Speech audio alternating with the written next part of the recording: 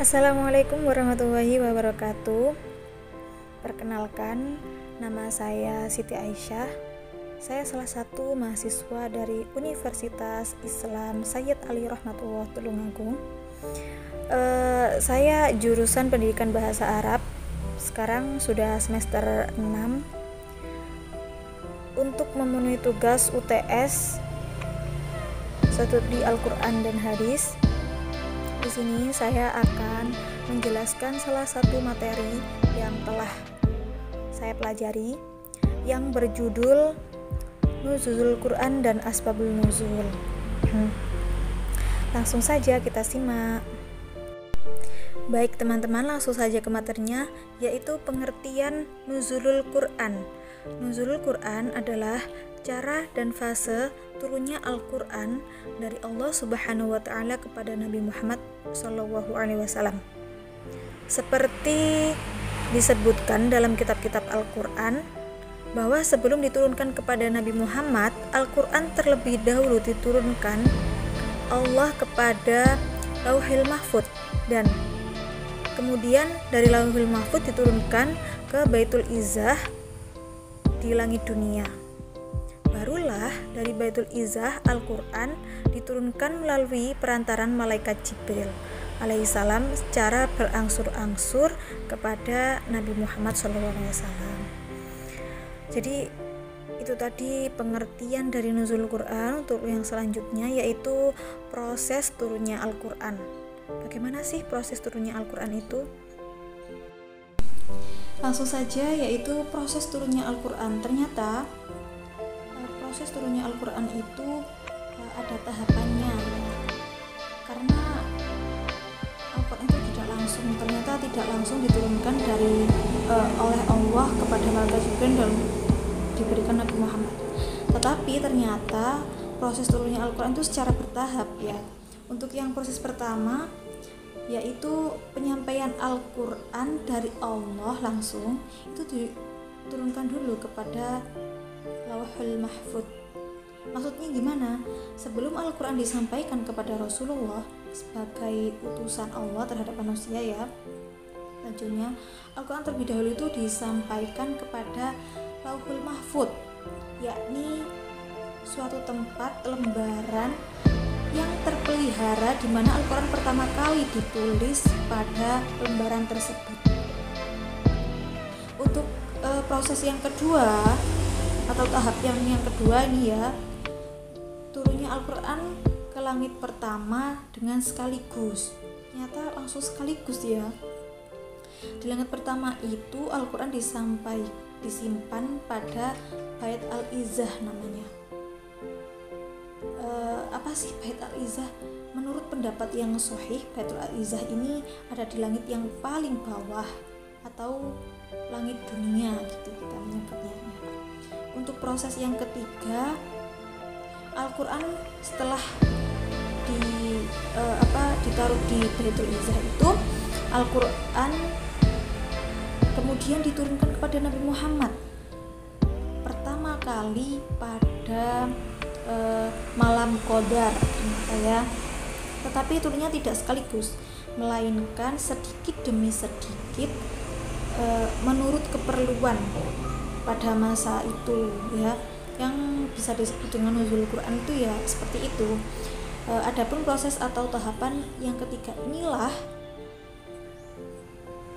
perantara malaikat Jibril atau malaikat Jibril biasa disebut dengan Ruhul Amin ya, dari Baitul Izzah kepada Nabi Muhammad di dalam lahir.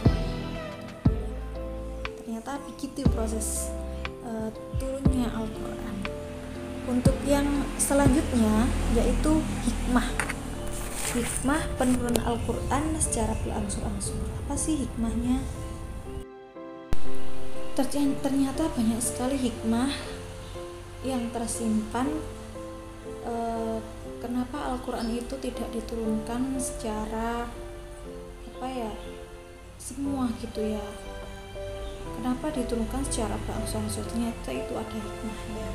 Yang pertama yaitu untuk menguatkan melembutkan hati Nabi Muhammad dalam menerima dan menyampaikan kalam Allah kepada manusia. Maksudnya apa?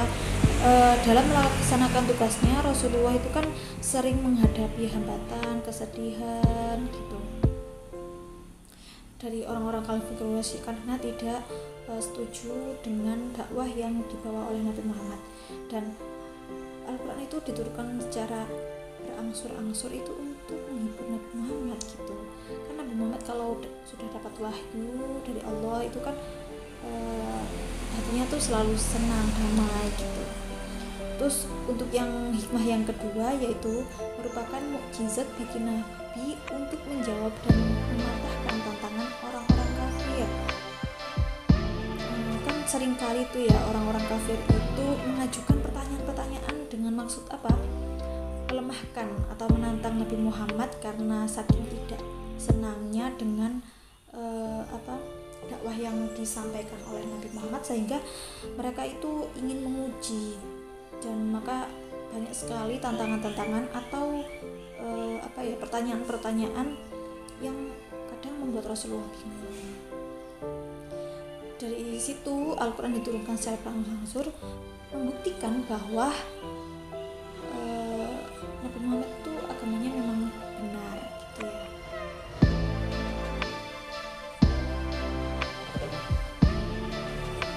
Dan untuk yang selanjutnya yaitu hikmah yang selanjutnya memudahkan Nabi dalam menghafal lafaz Al-Quran, mengingat Al-Quran bukan syariat atau proses, tapi kalam Allah yang sangat berbobot isi maknanya, sehingga memerlukan hafalan dan kajian secara khusus. Jadi maksudnya gimana? Maksudnya karena Al-Quran itu adalah suatu kalam Allah yang sangat luar biasa ya, maka Allah itu menurunkan secara berangsur-angsur supaya Nabi Muhammad itu hafal dengan semua isi-isinya. Kalau seumpama diturunkan secara langsung semua satu kitab itu diturunkan secara langsung, kan juga sulit untuk menghafalkannya. Jadi kalau secara berangsur-angsur kan bisa mudah diingat gitu ya. Untuk yang keempat yaitu memudahkan umat pada masa itu untuk menghafal, mencatat, dan memahami Al-Quran. Ini sudah jelas ya.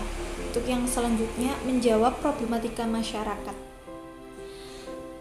Di dalam Al-Quran itu kan banyak sekali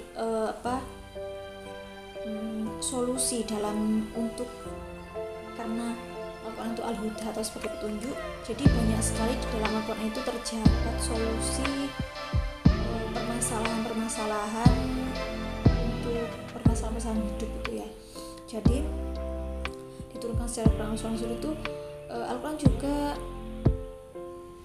memahami kondisi masalah apa dalam umat muslim itu, sehingga bisa lebih mudah gitu ya.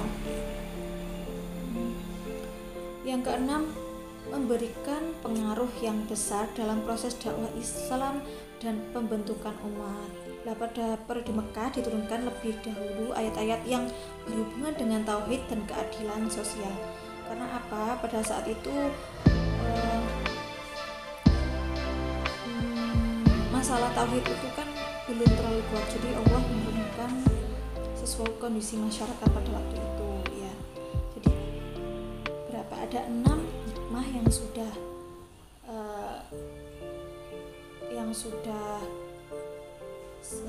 sudah dibahas ya tentunya.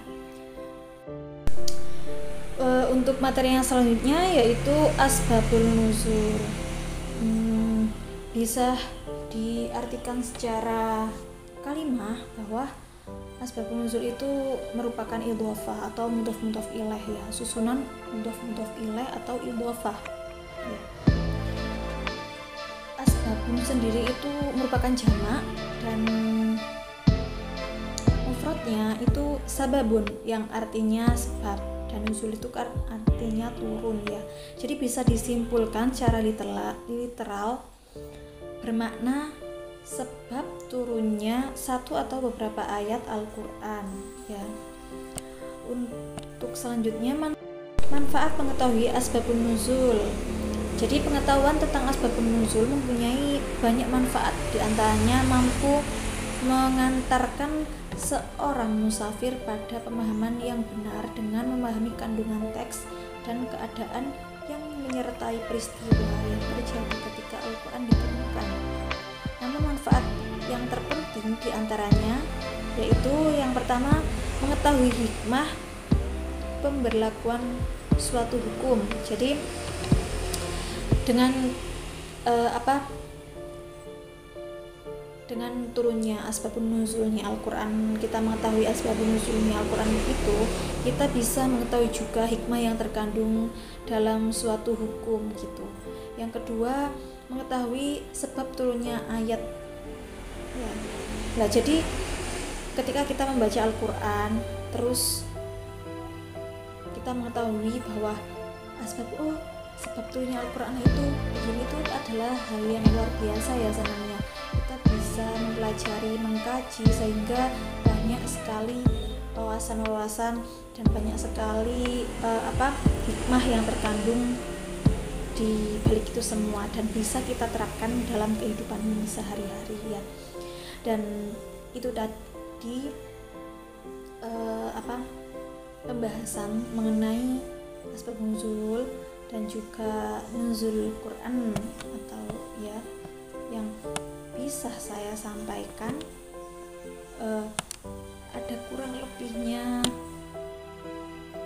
saya mohon maaf yang sebesar-besarnya. Sekian dari saya. Wassalamualaikum warahmatullahi wabarakatuh.